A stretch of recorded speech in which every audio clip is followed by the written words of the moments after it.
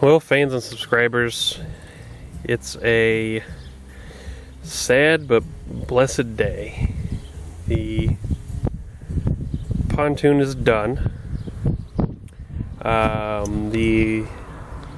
think in the last video I said I was planning on doing a video for prop testing because I had 5 different props to fit this boat. Had a bunch of hiccups and issues trying to get that done. I mean, a quick rundown would be day 1 was first day we took it out to do the prop testing. We could not get the engine up to speed. There's nothing we could do to do it other than actually sit back and have one person drive, and I would manually throttle the engine up. Thought it was a carburetor issue, so pulled the carbs back apart, took them apart. The rubber gaskets that came in the rebuild kit warped, distorted, and actually were pulled into the bowls of the carburetor, so it ruined those. I made some quick carburetor gaskets for the bowls to try to remedy that until new kits came in. That was an epic failure. So when the new kits came in, pulled the carburetors back off to do a total rebuild, pull all the jets, everything out to clean it. Kind of find out the part I ordered was correct. The picture from the catalog I ordered from was correct, but the gaskets within the part were wrong. So I had to rush, and luckily my local marina is nice enough to carry old Johnson boat parts, except for they're twice the price of anywhere else around. So got that done. Went to do prop testing again. Same issue. Could not get the boat up to full speed. Again, throttle up with the carburetors, engine revs fine, ran fine. So had to pull the remote apart, sitting there next to the seat, and the throttle cable was broke. So replace those, take it out again. You have to keep in mind a lot of this stuff is over the course of several weeks because of the way my work schedule was. And the boat runs amazing now.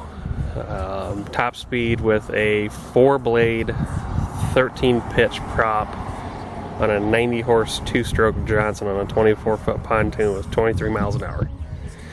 I called that a success. I didn't do the full prop testing, switching between all 5 props like I wanted to.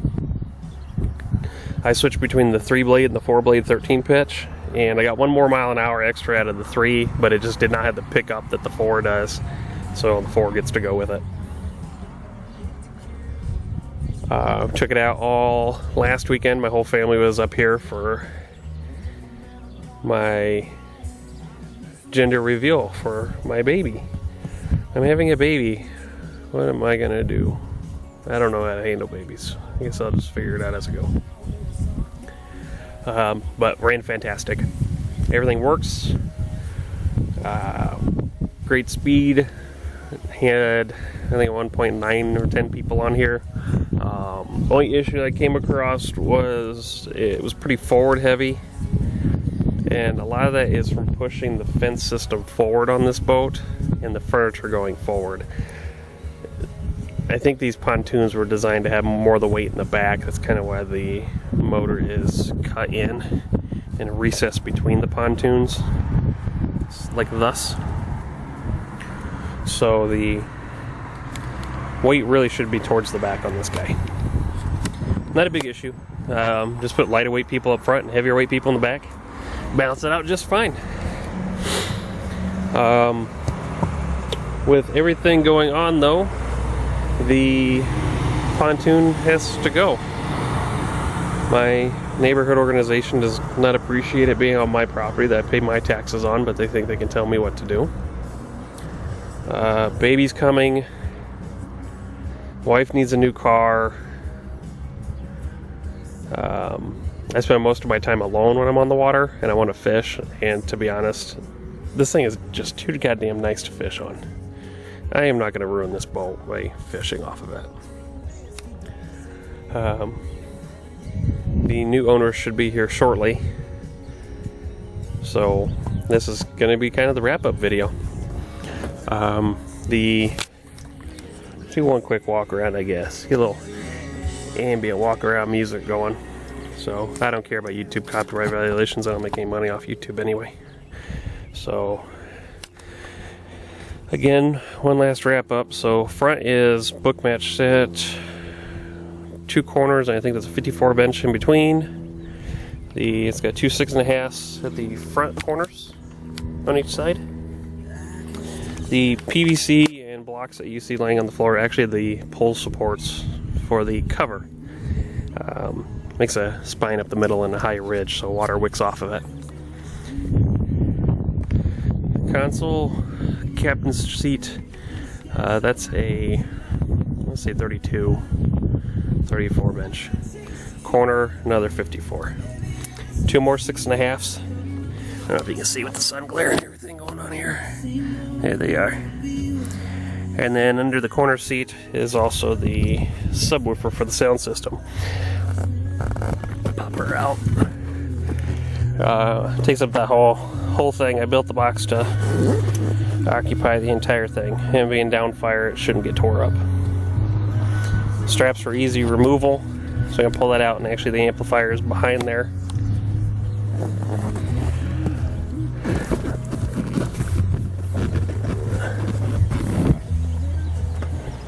Sorry, just gotta latch that back up. There we go.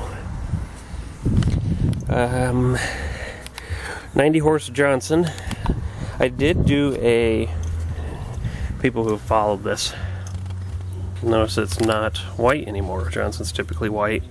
I painted this one gray. I think it looks more modern, goes better with the boat. I thought about doing white for originality, but gray works good. Fuel tank, 12-gallon cell. I guess it's not really a cell, it is a tank.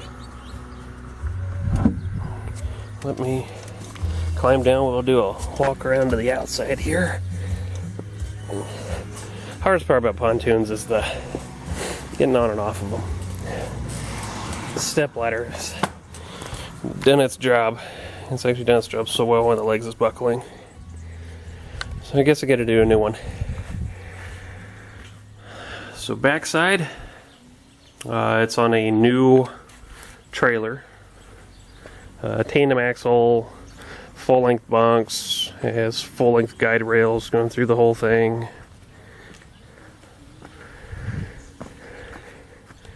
I'm not going to show you my phone number. It's on the for sale sign. But underneath is the guides. You can see them back there against the tunes. Helps center it. One thing we did discover last weekend with my family, family was here, was the left side pontoon, or port side I guess, actually held air pressure. So when I pulled the plug out, it actually burped.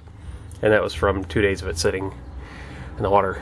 The right side, I guess starboard, not so much. It had, I don't know, a couple cups of water. It really wasn't that much in it. And we discovered cracks. You can see the real bright spot right up there at the very top. And that is from, there's 1, and there's 3 towards the back. That's from the bolts to the cross members, just causing stress over the years. Ended up actually cracking the top lip of that pontoon.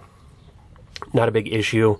Took it to a welder, had it welded. I didn't use those aluminum brazing rods. Haven't really had much luck with those on large panels, because with aluminum you got to heat up a very large area to get it to properly work and stick. And honestly, I don't have a acetylene torch, so it's just easier to take it to a welder. But it only got water in it when the boat was at full throttle, because it kind of becomes a water tunnel down here. Try to back out of here without smacking my back on something here.